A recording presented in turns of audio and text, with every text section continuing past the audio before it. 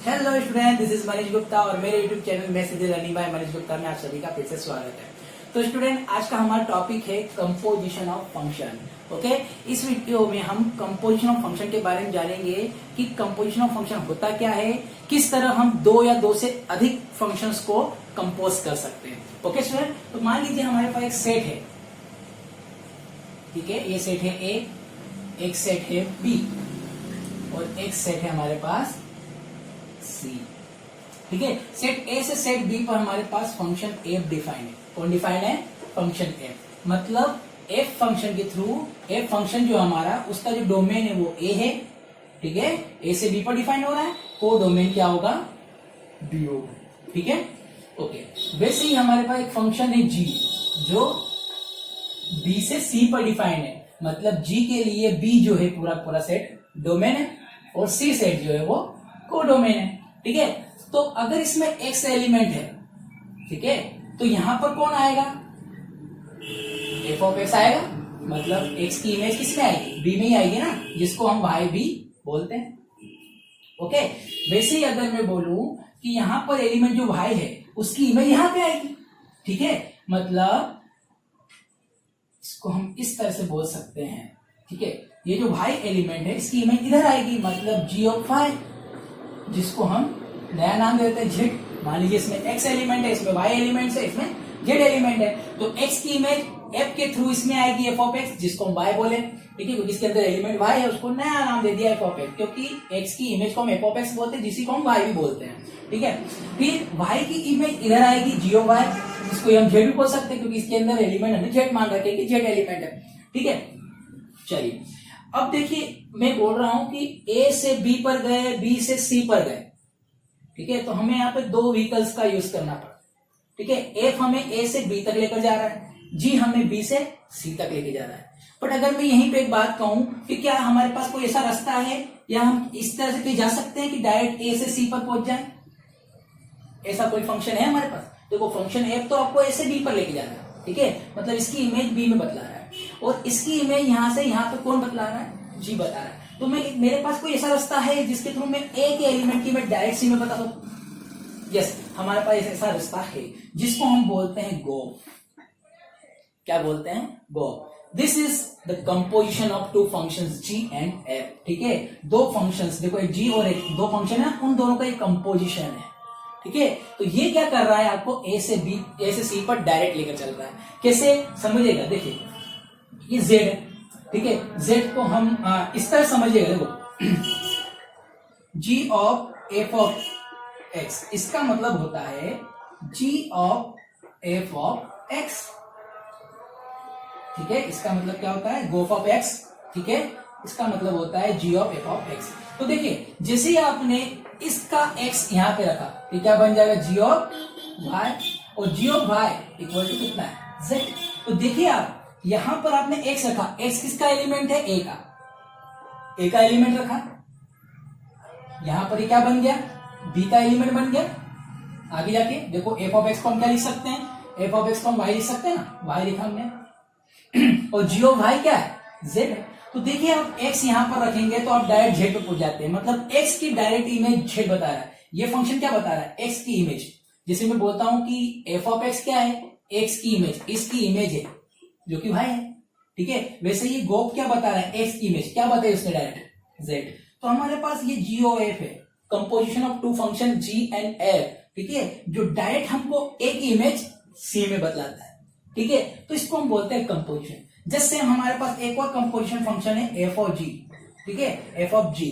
ठीक है, अब कुछ एग्जांपल लेते हैं, क्वेश्चन को समझते हैं। Go for for in composition function को हम किस तरह से यूज कर सकते हैं। ठीक है, कैसे कंपोज किया गया इनको। ठीक है, कुछ एग्जांपल लेते हैं, उनसे आपको ये कॉन्सेप्ट और बेटरली अंडरस्टैंड हो जाएगा। ओके स्टूडेंट, तो हमारा फर्स्ट क्वेश्चन है, if f of x is defined by 1 by x and g of x is defined by x, मतलब हमारे फंक्शन एक f है वो 1 by x के थ्रू डिफाइन हुआ है और जो फंक्शन g है वो x के थ्रू डिफाइंड हुआ है। ठीक है, then prove that fog of x is equal to gof of x। ठीक है, ये हमें प्रूव करना है। तो सबसे पहले देखिए हम इसको कैसे प्रूव करेंगे। फोग, ठीक है, फोग लिखा है हमने। एलएचएस ले लेते हैं सबसे पहले। एलएचएस हमारा क्या है? LHS is fog of x। ठीक है, तो f ऑफ x को हम क्या लिख सकते हैं, इसको हम लिख सकते हैं f of bracket g of x, ठीक है, ये लिखेंगे, मतलब इसको हम ब्रैकेट में लिख देते हैं। अब g ऑफ x की वैल्यू क्या दे रखी है, x दे रखी है, तो हम यहाँ पे क्या लिख देंगे, g ऑफ x की जगह, इसकी जगह क्या लिख देंगे, x, ये x लिख गया। और f ऑफ x की वैल्यू कितनी है, 1/x, f ऑफ x की वैल्यू हो गई 1/x। तो f और g इन दो फंक्शन का जो कंपोजिशन है वो क्या लेकर आएगा आंसर, 1/x लेकर आया, ठीक है। अब नाउ RHS, RHS क्या है हमारा, गोफ ऑफ x, गोफ ऑफ x का मतलब क्या है, g of f of x, ठीक है। तो f ऑफ x की वैल्यू क्या है, 1/x, ठीक है। इसकी जगह में क्या लिख दिया, देखो f ऑफ x की वैल्यू है 1/x, तो जहां f ऑफ x लिख रहा है उसकी जगह में क्या लिख दिया, 1/x। अब 1/x, g ऑफ 1/x, तो g of x equal to x है, तो g of 1/x equal to क्या होगा, 1/x ही होगा। समझ में आई बात, देखो यहाँ x है तो यहाँ पे भी x है, जब यहाँ 1/x लिखूंगा तो फिर यहाँ पे क्या है, 1/x ही आना है। तो देखिए LHS and RHS both are equal, तो हम बोल सकते हैं hence LHS is equal to RHS। तो अब देखिए क्या किया हमने, एक फंक्शन में दूसरे फंक्शन को कंपोज किया, एक फंक्शन में दूसरे फंक्शन को कंपोज किया, ठीक है। सो इसलिए हम FOG एंड GOF इन दो फंक्शंस का इसका कंपोजिशन बोलते हैं, ठीक है, कि gof and fog are composition of f and g both functions, ठीक है, दोनों फंक्शन का कंपोजिशन है, ठीक है। ये कंपोजिशन दो टाइप का हो सकता है, एक फोग और एक गोफ, ठीक है। अभी जरूरी नहीं है कि हर बार गोफ और फोग इक्वल ही हो, इस चीज को भी ध्यान रखिएगा, ठीक है। एक क्वेश्चन लेते हैं जिनमें इन दोनों की वैल्यू सेम नहीं आएगी, ठीक है। ओके स्टूडेंट, तो हमारे पास क्वेश्चन नंबर 2 है, if f of x is x square minus 1 and g of x is 3x plus 1 then show that fog of x is not equal to gof of x, ठीक है। चलिए इसको हम prove करते हैं। तो देखिए पहले मैंने LHS ले ली, ठीक है, LHS हमारी क्या है, fog of x, जिसको हम f of g of x लिख सकते हैं, कोई इश्यू नहीं है, ठीक है। अब g of x की वैल्यू क्या है, 3x plus 1, तो ये हो जाएगा f of 3x plus 1, ठीक है। g of x की वैल्यू क्या है, 3x plus 1, तो इसकी जगह में लिख दिया 3x plus 1। अब यहाँ देखिए जब यहाँ पे x है तो यहाँ पे क्या है, x स्क्वायर माइनस 1, मतलब यहाँ पे अगर मैं 1 रखूंगा तो यहाँ 1 स्क्वायर हो जाएगा, या 2 रखूंगा 2 स्क्वायर हो जाएगा। तो वैसे ही यहाँ पर देखिए हमारे पास 3x plus 1 आ रहा है, तो इसकी जगह अगर मैं 3x plus 1 लिखूंगा तो यहाँ पे भी हमारा क्या आएगा, 3x plus 1 आएगा, ठीक है। तो ये बन जाएगा हमारा 3x plus 1 whole square minus 1। इस x की जगह हमारे पास क्या आ रहा है, 3x plus 1, तो यहाँ पे भी x की जगह हमको क्या लिखना पड़ेगा, 3x plus 1। ये देखो x की जगह मैंने लिख दिया 3x plus 1 whole square minus 1, ये square minus 1 as it is, ठीक है। इसको थोड़ा सोल्व कर लो तो इसकी वैल्यू आपको मिल जाएगी a square plus b square plus 2a minus 1, that means 9x square plus 6x, okay. ये हमें फोक की वैल्यू मिल गई। नाउ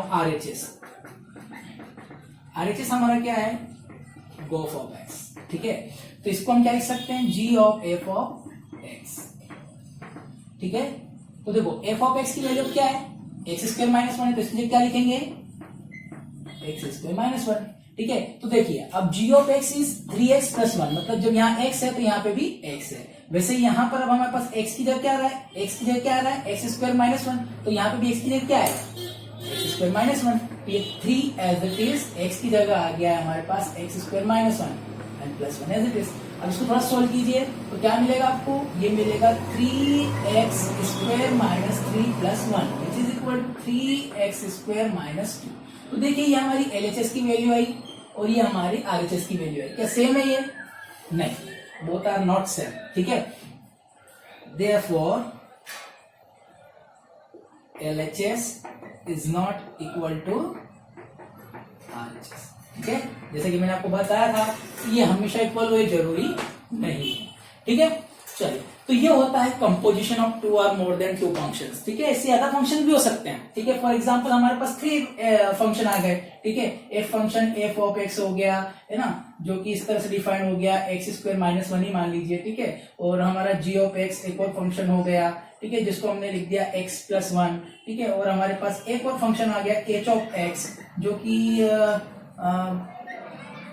ठीक है, x प्लस 3 के थ्रू डिफाइंड है, ठीक है, ये कुछ भी हो सकता है, ठीक है।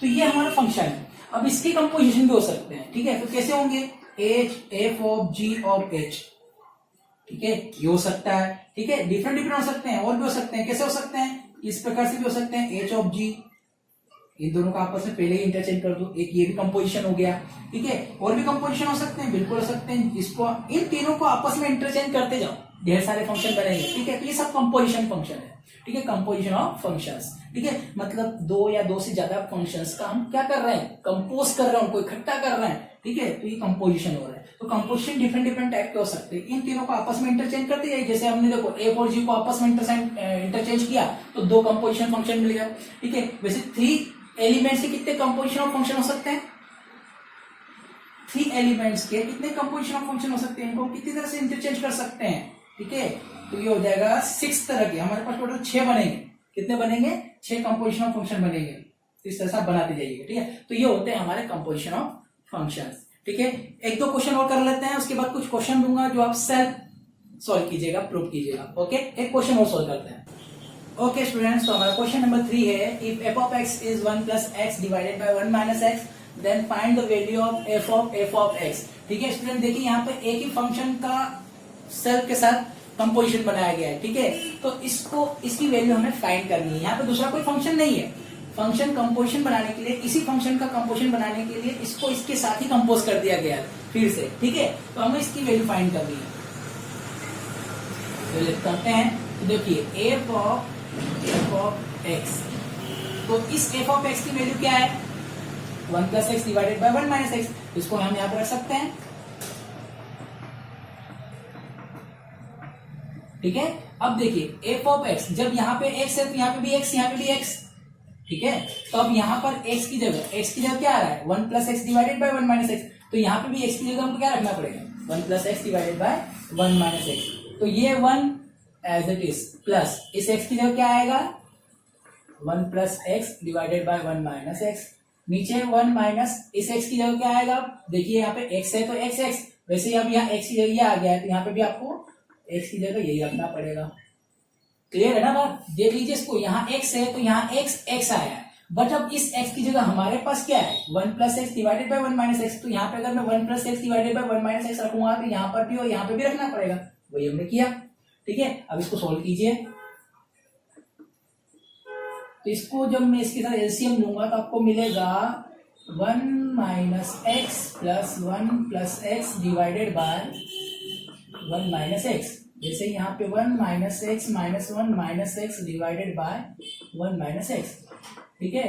तो आपका ये 1 माइनस एक्स से 1 माइनस एक्स तो कैंसिल हो जाएगा, ठीक है, ओके। नाउ यहाँ पे हमारे पास देखिए x से x कैंसिल हो गया है, 1 प्लस 1 हो गया 2 डिवाइडेड बाय, यहाँ हमारे पास 1 से 1 कैंसिल हो गया है, नीचे बचा है माइनस 2x, ठीक है, जो कि 2 से 2 कैंसिल हो जाएगा, तो ये minus 1 by X is your answer, ठीक है। तो फंक्शन f के साथ ही हमने कंपोजिशन बना लिया और उसकी वैल्यू क्या आई है, माइनस 1 बाय एक्स। तो ये भी हो सकता है, ऐसा जरूरी नहीं कि दो डिफरेंट फंक्शन ही होना चाहिए, ठीक है। चलिए, तो ये होता है हमारा कंपोजिशन ऑफ फंक्शन। अब कुछ क्वेश्चन मैं आपको दे रहा हूँ, प्रूव करने वाले ही हैं, डोंट वरी, ठीक है, प्रूव करने वाले क्वेश्चन है, उन क्वेश्चन को आप स्वयं प्रूव कीजिएगा, इजीली बन जाएंगे, कोई प्रॉब्लम नहीं होगी, ठीक है। ओके स्टूडेंट, इन क्वेश्चंस को आप स्वयं प्रूव कीजिएगा।